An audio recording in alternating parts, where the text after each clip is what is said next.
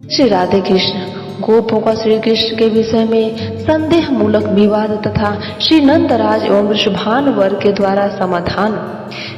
आइए कथा आरंभ करते हैं। श्री नारद जी कहते हैं, एक समय समस्त गोपों और गोपियों ने नंद नंदन के उस अद्भुत चरित्र को देखकर यशोदा सहित नंद के पास जाकर कहा। गोप बोले, हे अशोमय गोपराज, तुम्हारे वंश में पहले कभी कोई भी ऐसा बालक नहीं उत्पन्न हुआ था जो पर्वत उठा ले। तुम स्वयं तो एक शिलाखंड भी 7 दिन तक नहीं उठाए रह सकते, कहाँ तो 7 वर्ष का बालक और कहाँ उसके द्वारा इतने बड़े गिरिराज को हाथ पर उठाए रखना।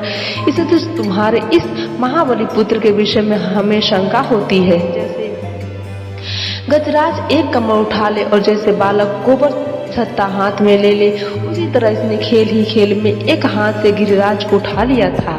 हे यशोदे, तुम गौरी हो और नंद जी तुम भी सुवर्ण सहित गौर वर्ण के हो, किंतु यह श्याम वर्ण का उत्पन्न हुआ है। इसका रूप रंग इस कुल के लोगों से सर्वथा विलक्षण है। यह बालक तो ऐसा है जैसे क्षत्रियों के कुल में उत्पन्न हुआ हो। बलभद्र जी भी विलक्षण है, किंतु इनकी विलक्षणता कोई दोष की बात नहीं है, क्योंकि इनका जन्म चंद्रवंश में हुआ है। यदि तुम सच सच नहीं बताओगे तो हम तुम्हें जात से बहिष्कृत कर देंगे। अथवा यह बताओ कि गोपकुल में इसकी उत्पत्ति कैसे हुई। यदि नहीं बताओगे तो हमसे तुम्हारा झगड़ा होगा। श्री नारद जी कहते हैं, गोपों की बात सुनकर यशोदा जी तो भय से कांप उठी, किंतु उस समय क्रोध से भरे हुए गोपगणों से नंदराज इस प्रकार बोले। श्री नंद जी ने कहा, गोपगण, मैं एकाग्रचित होकर गर्ग जी की कही हुई बात तुम्हें बता रहा हूँ, जिससे तुम्हारे मन की चिंता और व्यथा शीघ्र दूर हो जाएगी। पहले कृष्ण सत्य के आचरणों का अभिप्राय सुनो। क आकार कमलाकांत का वाचक है, ऋकार राम का बोधक है, शकार श्वेत दीप निवासिनी षड्विधि ऐश्वर्य गुणों के स्वामी भगवान विष्णु का वाचक है, कार साक्षात नरसिंह रूप है, अकार उस अक्षर पुरुष का बोधक है जो अग्नि को भी पी जाता है, अंत में जो विसर्ग नाम 2 बिंदु है, ये नर और नारायण ऋषियों के प्रतीक है। ये 6 पूर्ण तत्व जिस परिपूर्णतम परमात्मा में लीन है वही साक्षात श्री कृष्ण है। इसी अर्थ में इस बालक का नाम कृष्ण कहा गया है। युग के अनुसार इसका वर्ण सतयुग में शुक्ल, त्रेता में रक्त तथा द्वापर में पीत होता आया है। इस समय द्वापर के अंत और कलयुग के आदि में यह बालक कृष्ण रूप को प्राप्त हुआ है। इस कारण से यह नंदनंदन कृष्ण नाम से विख्यात है। 5 ज्ञानेंद्रियां तथा मन, बुद्धि, चित्त, ये 3 प्रकार के अंतःकरण 8 वसु कहे गए हैं। इनके अधिष्ठाता देवता भी इसी नाम से प्रसिद्ध है। इन वसुओं में अंतर्यामी रूप से स्थित होकर ये श्री कृष्ण देव ही चेष्टा करते हैं, इसलिए इन्हें वासुदेव कहा गया है। वृषभानुनंदिनी राधा जो कीर्ति के भवन में प्रकट हुई है, उससे साक्षात पति यही है, इसलिए उन्हें राधापति भी कहा गया। ये साक्षात परिपूर्णतम भगवान श्री कृष्ण असंख्य ब्रह्मांडों के अधिपति और सर्वत्र व्यापक होते हुए भी स्वरूप से गोलोक धाम में विराजते हैं। हे नंद, वे ही ये भगवान भूतल का भार उतारने, कंस आदि दैत्यों को मारने तथा भक्तों का पालन करने के लिए तुम्हारे पुत्र रूप में प्रकट हुए हैं। भरतवंशी नंद इस बालक के अनंत नाम है, जो वेदों के लिए भी गोपनीय तथा इसकी लीलाओं के अनुसार और भी बहुत से नाम विख्यात होंगे। अतः इनके कितने ही महान विलक्षण कर्म क्यों न हो, उनके संबंध में कोई विस्मय नहीं करना चाहिए। गोपगण अपने पुत्र के विषय में गर्ग जी की कही हुई इस बात को सुनकर मैं कभी संदेह नहीं करता, क्योंकि पृथ्वी पर वेद वाक्य और ब्राह्मण वचन ही प्रमाण है।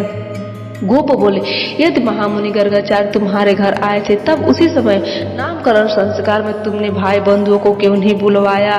चुपचाप अपने घर में बालक का नामकरण संस्कार कर लिया। यह तुम्हारी अच्छी रीति है या सारा कार्य घर में ही गुपचुप कर लिया जाए? श्री नारद जी कहते, राजन, योग कर क्रोध से भरे हुए गोप नंद मंदिर से निकलकर वृषभानुवर के पास गए। वृषभानुवर नंदराज के सच्चा सहायक थे, तथापि उनकी परवाह न करते हुए जाति संगठन के बल से उन्मत्त हुए गोप उनके पास जाकर बोले।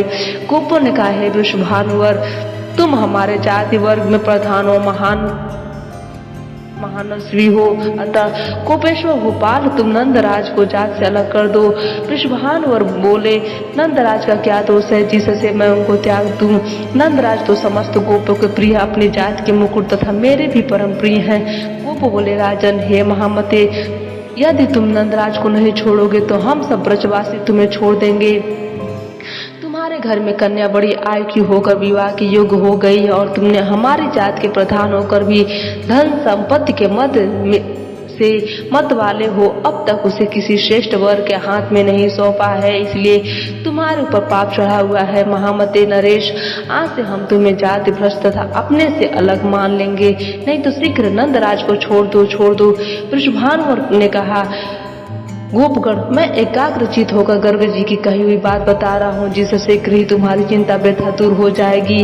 उन्होंने बताया, असंख्य ब्रह्मांडों के अधिपति लोकेश्वर परात्पर भगवान श्री कृष्ण नंद गृह में बालक होकर अवतीर्ण हुए हैं।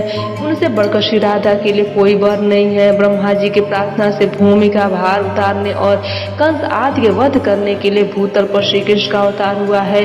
गोलोक में श्री राधा नाम की जो श्री कृष्ण की पटरानी है, वे ही तुम्हारे घर में कन्या रूप से अवतीर्ण हुई है। उन परा देवी को तुम नहीं जानते, मैं उन दोनों का विवाह नहीं कराऊंगा।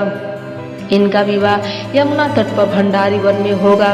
वृंदावन के समीप निर्जन सुंदर स्थल में साक्षात ब्रह्मा जी पधार कर श्री राधा तथा श्री कृष्ण का विवाह कार्य संपन्न कराएंगे। अतः हे गोप प्रवर, तुम श्री राधा को लोक चूड़ामणि साक्षात परमात्मा श्री कृष्ण की अर्धांगन स्वरूपा एवं गोलोक धाम की महारानी समझो। तुम समस्त गोपगण भी गोलोक में इस भूतल पर आए हो। इस तरह गोपियां और गौएं भी श्री राधा की इच्छा से ही गोलोक से गोकुल में आई है। योग का साक्षात मुनि गर्गाचार्य जब चले गए, उसी दिन से श्री राधा के विषय में मैं कभी कोई संदेह या शंका नहीं करता। इस भूतल पर ब्राह्मण वचन वेद वाक्य प्रमाण है। गोपों, यह सब सत्य मैंने तुम्हें सुना दिया, अब और क्या सुनना चाहते हो? भक्तजनों, आज की कथा यहीं पर समाप्त होती है।